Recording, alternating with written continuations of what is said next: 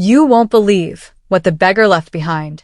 The afternoon sun beat down heavily on the paved town square, baking the concrete until it radiated intense heat. It was the day of the annual River Festival, a time of loud celebration, but also a time when the wealthy showed off. Kweku stood near the edge of the noisy festival, wiping grease and sweat from his face. He was a simple, hard-working mechanic, his hands heavily calloused from fixing broken motorcycles all day. While the wealthy businessmen wore expensive imported clothing and flashed their new smartphones, Kweku wore a faded, oil-stained shirt. He watched quietly as the rich politicians laughed, eating heavily catered food and boasting loudly about their massive bank accounts. Then, Kweku saw him. Sitting in the thick dust beside a parked car, far from the feast, was an old beggar. His clothes were nothing more than ragged strips of dirty cloth. No one offered him a bottle of water or a single plate of rice. The proud businessmen simply stepped over him as if he were garbage. Kweku's heart ached with a deep, quiet sympathy. Before Kweku could offer his own small meal, he noticed the local chairman standing on the balcony of his two-story concrete mansion, glaring down at the beggar with a cruel smile. The heavy afternoon heat brought out the absolute worst in the prideful businessmen. Seeking cruel entertainment, a wealthy merchant named Kwame kicked an empty plastic water bottle directly at the old beggar's face. "Look at this filthy thief," Kwame sneered, his voice booming over the loud festival music playing from large speakers. "He sits near our harvest feast, plotting to steal the money our hard work has earned." The crowd gathered quickly, pulling out their phones to record the harsh scene. Other traders joined in, shouting wicked insults at the silent old man. Kweku pushed his way through the jeering crowd, his chest tight with deep anger. He stepped between the cruel traders and the fragile beggar, raising his grease-stained hands. "Leave him be," Kweku said quietly but firmly. "He has taken absolutely nothing from you. There is no honor in mocking a hungry, tired man." The crowd fell silent for a brief moment, stunned by the poor mechanic's sudden defiance. The wealthy traders scoffed, putting their phones away in complete disgust. Kweku knelt down to help the old man sit up straight. Surprisingly, the beggar did not look sad. Instead, he smiled a very cryptic, knowing smile. He leaned forward and whispered, "One day, all will see the truth." When the loud festival finally ended and the streetlights flickered on across the town, Kweku packed his small tool bag to leave. As he turned toward his modest, tin-roofed house, a sudden chill filled the warm evening air. The old beggar stepped silently from the dark shadows of a closed electronic shop, blocking Kweku's path. The old man no longer looked weak. He stood incredibly tall, holding a small, intricately carved wooden box. The ancient wood was dark, etched with strange patterns that seemed to faintly pulse against the glow of the modern streetlights. A heavy, highly unusual iron lock sealed it completely shut. Without a single word, the beggar pressed the heavy box into Kweku's rough hands. The dark wood felt surprisingly warm to the touch. "Keep it safe," the beggar whispered, his voice sounding exactly like rustling dry leaves. "It belongs to the one who sees the unseen." Before Kweku could ask a single question or return the mysterious item, the beggar turned and simply vanished down the dark, empty street. Kweku stood completely frozen on the paved sidewalk. A wave of intense curiosity, mixed with deep fear and undeniable excitement, surged through his veins. By the very next morning, wild rumors were already spreading rapidly across the town. The gossip spread through the bustling town faster than a viral text message. The wealthy merchants and greedy politicians gathered hastily in the air-conditioned town hall, arguing fiercely about the beggar's mysterious artifact. "If it is an object of true power, it belongs to the ruling class," one politician yelled, slamming his fist on a glass table. Kweku stood silently in the corner, clutching the small box tightly to his chest. He could sense a dark, gathering danger in the modern room. The local chairman demanded that Kweku hand over the artifact immediately. Reluctantly, Kweku placed it on the table. The chairman grabbed the lock, pulling with all his brutal strength, but the iron did not break. Several powerful mechanics tried to pry the lid open with heavy steel pliers and modern power tools, but the ancient would refuse to even scratch. The box remained completely sealed against their intense greed. Frustrated and deeply embarrassed, the chairman threw it back to Kweku. The moment Kweku's calloused fingers touched the dark wood, the heavy iron lock clicked softly open. The wealthy man gasped in pure shock. That night, sleeping on his thin mattress, Kweku heard the beggar's raspy voice echoing deeply in his dreams, warning him of terrible hidden darkness. The next evening, Kweku sat alone in his quiet, small room, staring intensely at the mysterious wooden box under the dim light of a single electric bulb. The iron lock hung loosely, yet he had not dared to lift the heavy lid. As the town slept, a strange, warm, golden glow began to seep from the tiny cracks in the dark wood. The magical light was incredibly hypnotic. A voice, smooth and highly persuasive, echoed loudly in Kweku's mind. It whispered dark secrets about his wealthy neighbors. It promised him endless money, a fleet of expensive imported cars, and deep respect from the entire town. It told him that if he just used the box's magic to expose the corrupt politicians, he could easily become the richest man in the region. Kweku's hands trembled violently as he reached toward the glowing lid. He thought of his torn clothes and his empty bank account. The temptation was incredibly heavy, pulling at his mind like a strong current. But then he remembered the beggar's peaceful, knowing smile. "No," Kweku whispered out loud, pulling his hands away quickly. "I will not use magic for my own selfish gain." The moment he actively resisted, the golden light vanished completely. Early the next morning, the town was completely quiet. Kweku had carefully hidden the wooden box inside his dusty toolbox, hoping to keep it safe from greedy eyes. However, Elder Ofori, a corrupt local official known for his bitter envy, had been watching Kweku's small compound from his parked car. Believing the box contained pure gold or expensive diamonds, the politician sneaked through Kweku's doorway while the young mechanic was buying bread down the street. Ofori's greedy fingers quickly found the dark wooden box hidden among the heavy wrenches. He smiled wickedly, lifting it proudly into the air.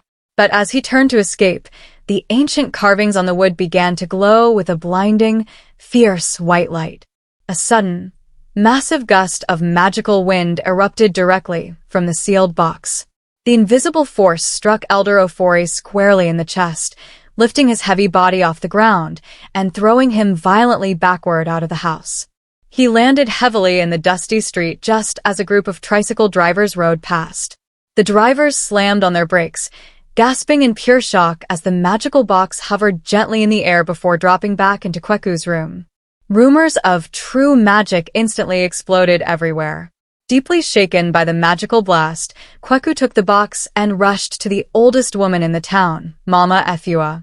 She lived alone in a traditional compound near the new highway and knew the history of every family. When Kweku described the beggar and the glowing artifact, Mama Efua's cloudy eyes widened with sudden realization. "He has finally returned," she whispered, her frail voice trembling slightly. She sat Kweku down and revealed a dark secret deeply buried by the proud town leaders. Many decades ago, before the current chairman was in power, a terrible, devastating drought had struck the land. The crops withered to absolute dust, and the town nearly collapsed entirely. A traveling stranger, the very same beggar, had arrived bearing a magical seed that restored the rich soil and saved everyone from brutal starvation.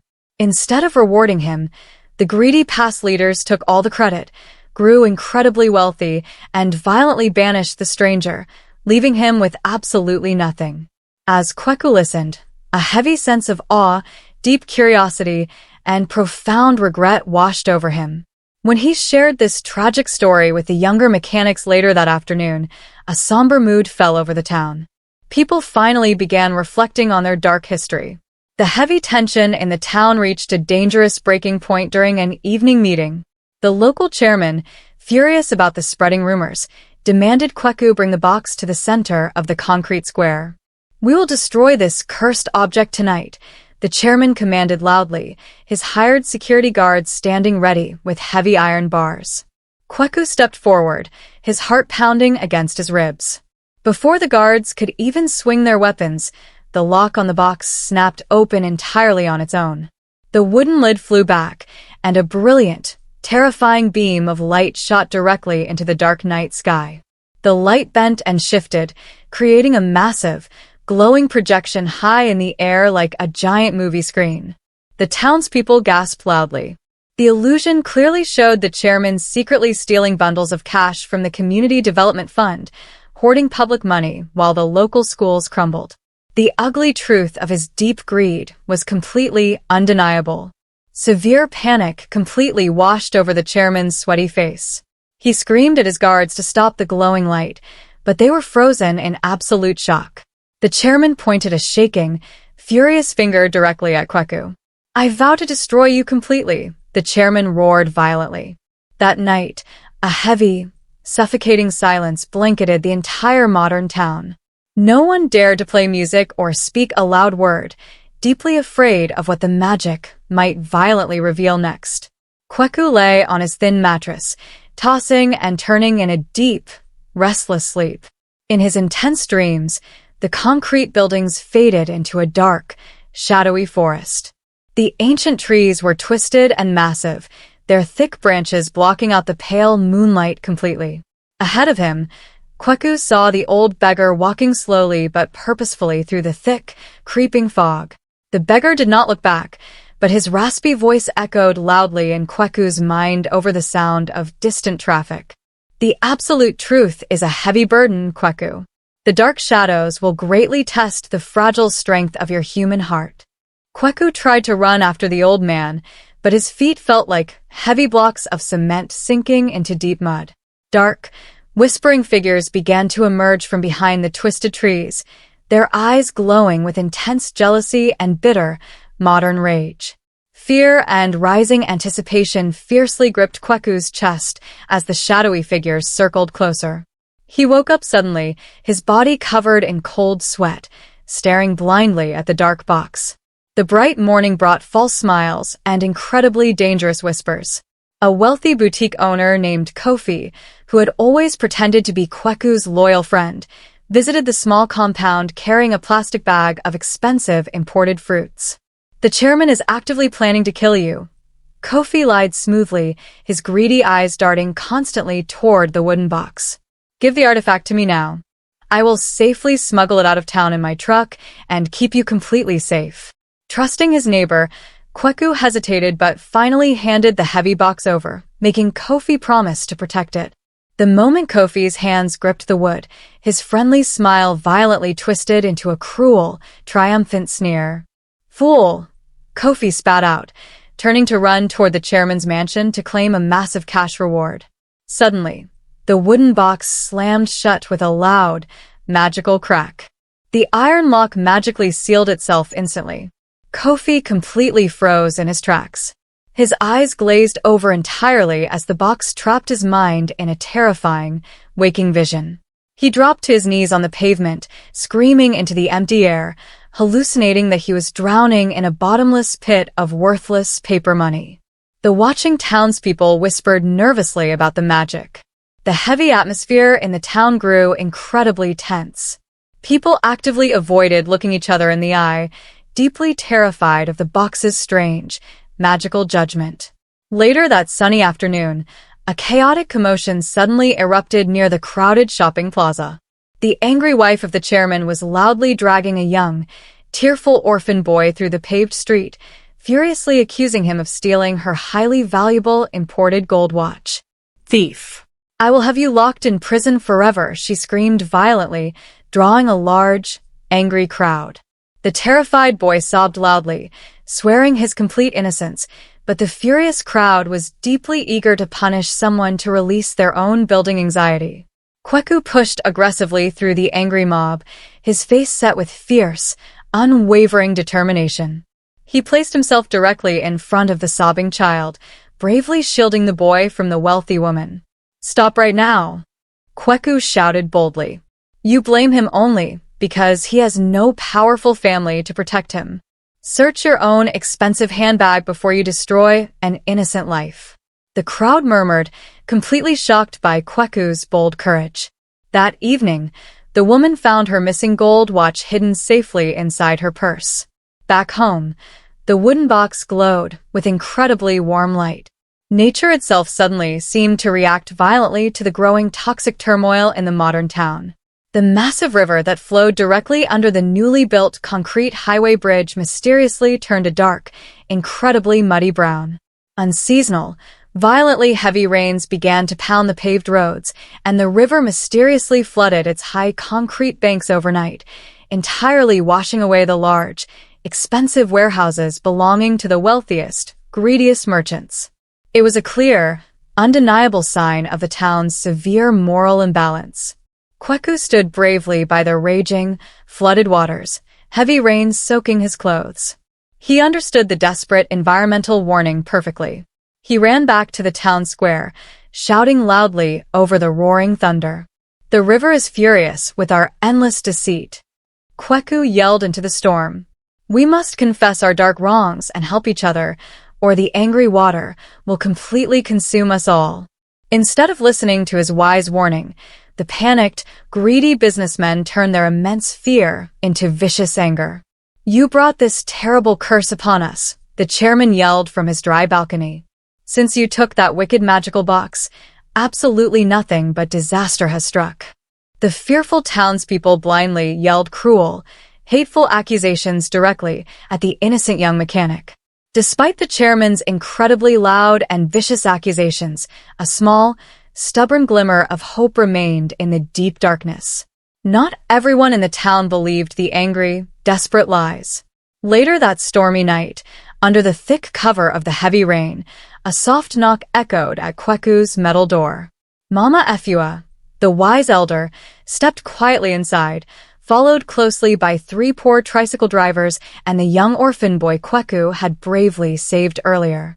They brought small portions of cooked rice and clean bottled water. "We know the absolute truth," Mama Efua whispered softly, placing a deeply comforting hand on Kweku's tired shoulder. "The magic only reveals what is already terribly broken. We will actively help you protect the artifact." Kweku's heavy heart swelled with deep, emotional gratitude. These brave, kind neighbors secretly formed a quiet alliance, carefully planning to hide the box far away if the chairman's armed guards attacked. The emotional stakes in the small room shifted from pure fear to rising hope and deep mutual trust. However, the subtle tension remained incredibly high. Outside the window, standing perfectly still in the cold, pouring rain, the chairman's most loyal spies secretly recorded their quiet conversation using a dark, glowing smartphone camera. The very next morning, the central shopping market was a scene of absolute, devastating chaos. The greedy merchants who had violently accused Kweku the previous day arrived at their concrete shops to find a horrible, unexplainable disaster. Every single box of their expensive imported electronics, rich fabrics, and packaged food had completely rotted or shattered overnight. The awful stench was utterly unbearable, filling the warm air with the heavy smell of terrible decay. As the wealthy traders screamed loudly and violently blamed each other for cheating, a blindingly bright light suddenly pierced the cloudy morning sky. It came directly from Kweku's compound. The magical box emitted a massive, brilliant beam of light that swept rapidly across the cursed market. The light acted as a giant magical mirror, loudly revealing the traders' deepest secrets to everyone present. The townspeople saw vivid, glowing illusions of the wealthy merchants using fake digital scales to cheat poor customers and secretly selling highly toxic, expired medicine. The sheer, terrifying scale of their collective greed was completely exposed in the bright daylight. The businessmen fell to their knees in absolute, miserable despair. Watching the horrific ruin of the wealthy merchants, the poorer townspeople fell into a deeply stunned, terrified silence. Realizing the busy town was no longer completely safe, Kweku packed the glowing box securely into a thick leather backpack. The magical box pulsed warmly, sending strange, distinct, glowing visions directly into his mind. Images of giant, twisting tree roots and a massive, ancient stone altar hidden deep in the distant woods. Following these magical, silent hints, Kweku slipped quietly away from the chaotic streets and entered the dense whispering forest located just past the modern highway. The humid air immediately grew extremely cold and still. Tiny, magical, glowing blue lights that fluttered like delicate electronic fireflies suddenly emerged from the damp leaves to guide his treacherous path. They danced playfully around Kweku, brightly illuminating the dark, twisting tree roots that constantly threatened to trip him in the heavy fog.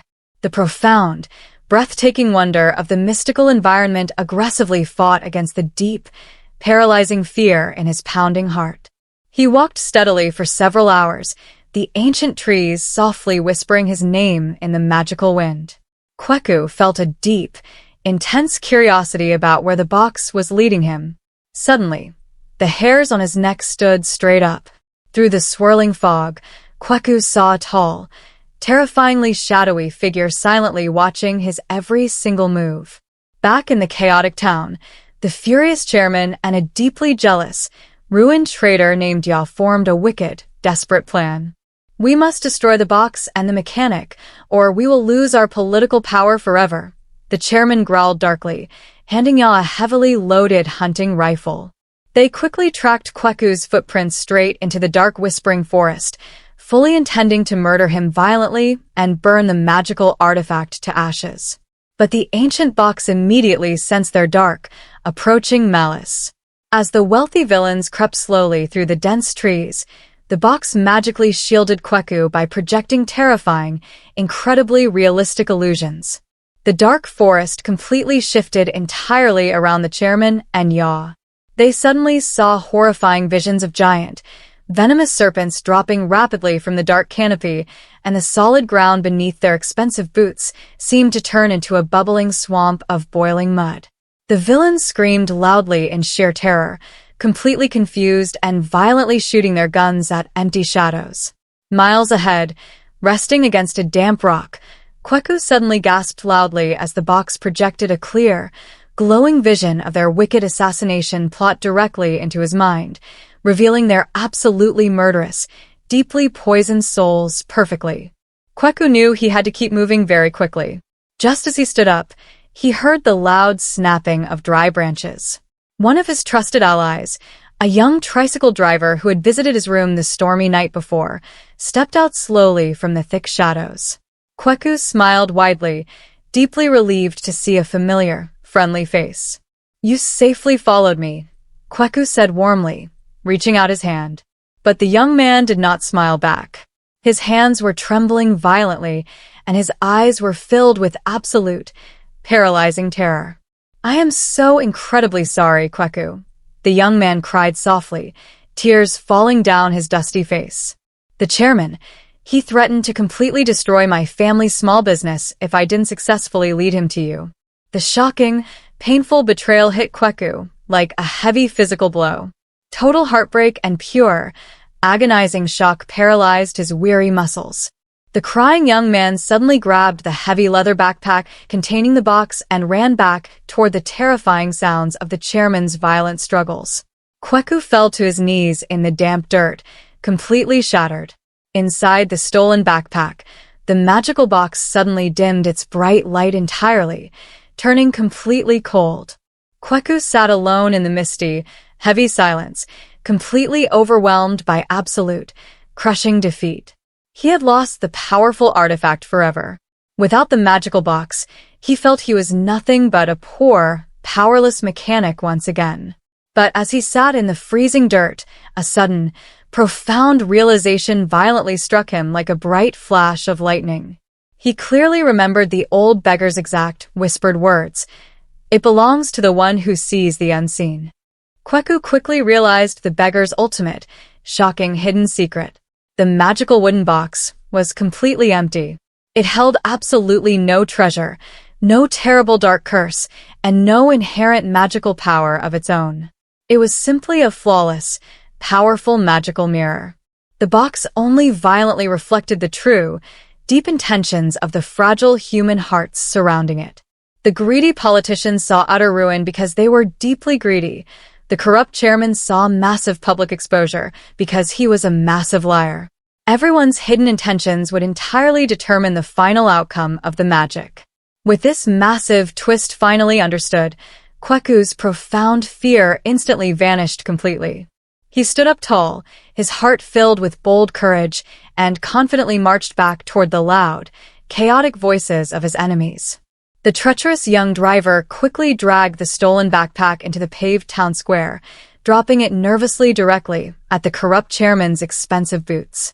The storm had finally stopped completely, and a massive, highly anxious crowd of townspeople had gathered silently to witness the dark spectacle.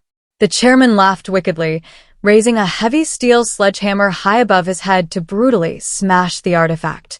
Suddenly, Kweku emerged confidently from the main road, his bold voice echoing loudly across the silent, concrete square.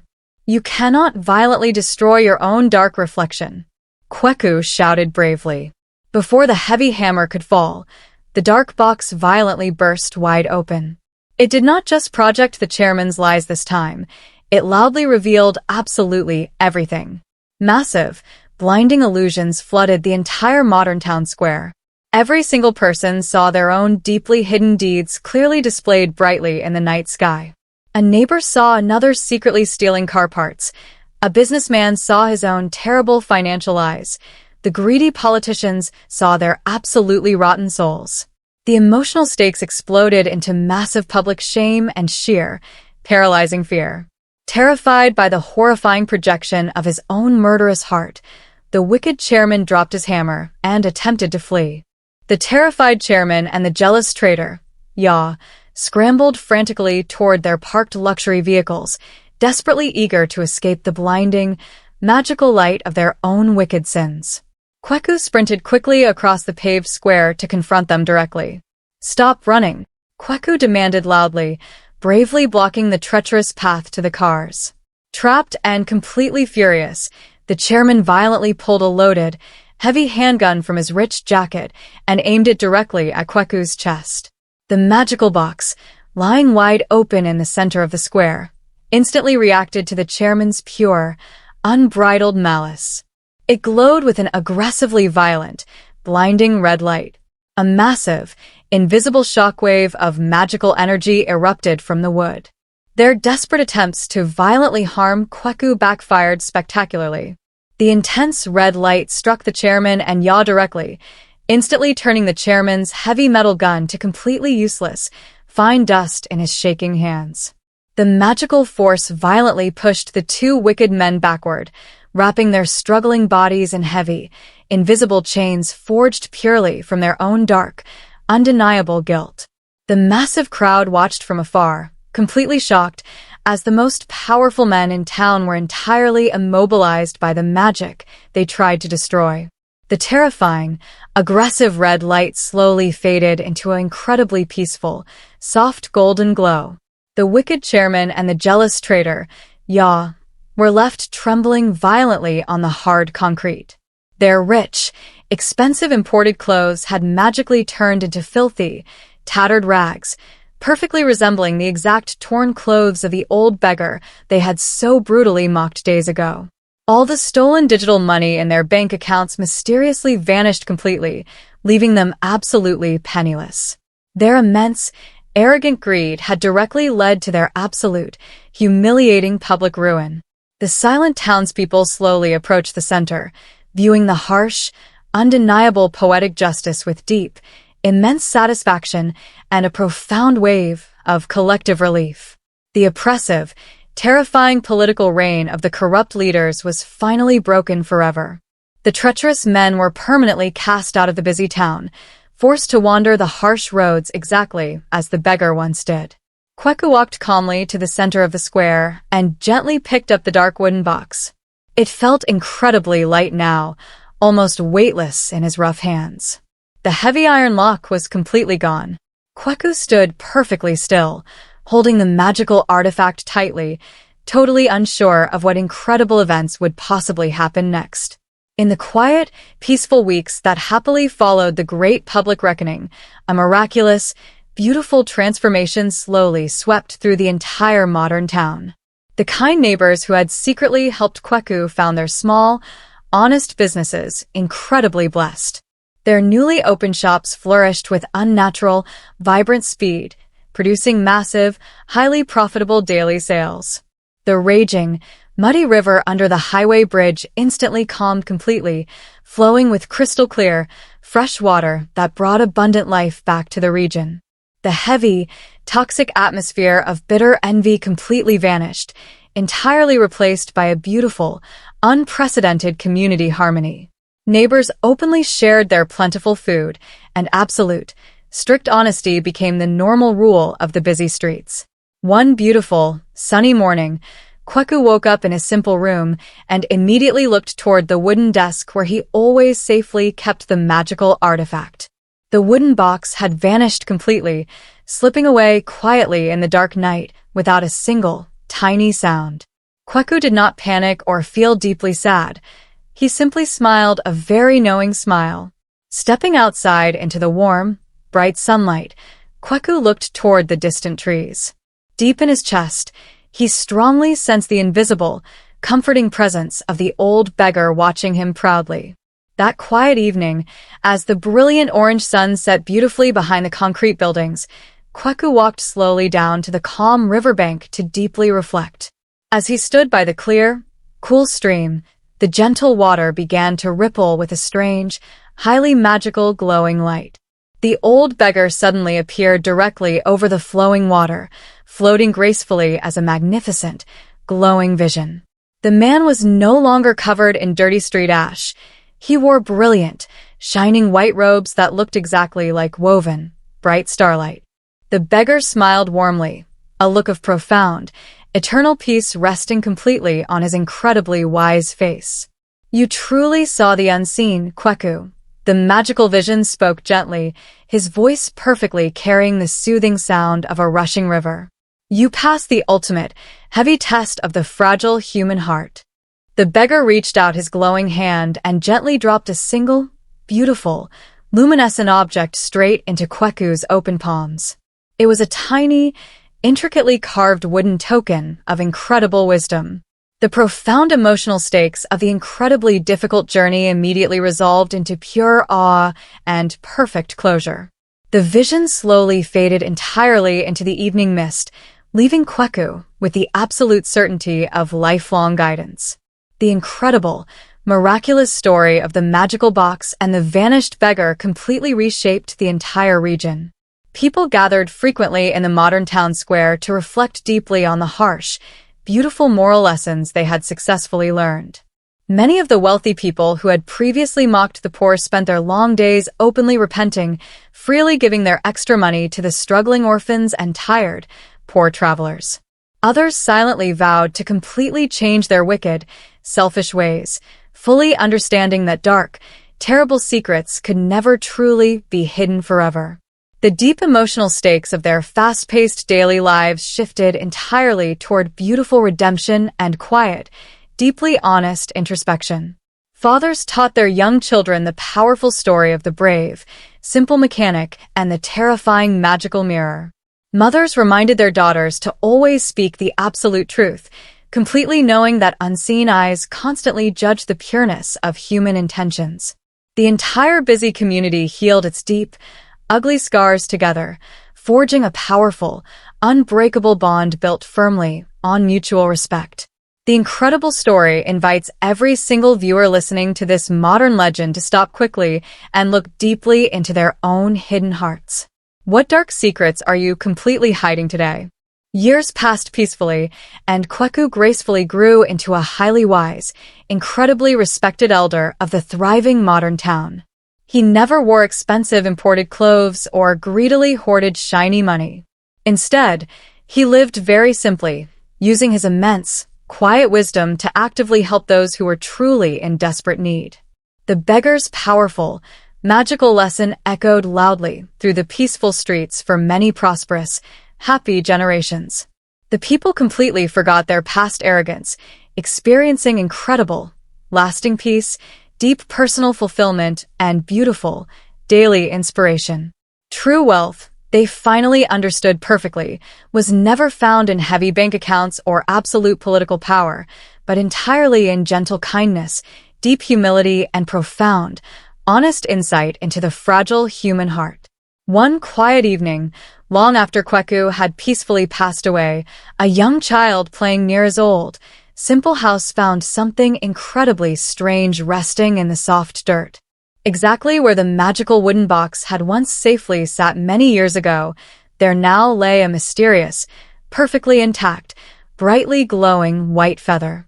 It pulsed softly with a warm, eternal light, a beautiful, magical reminder that true goodness never truly leaves the earth.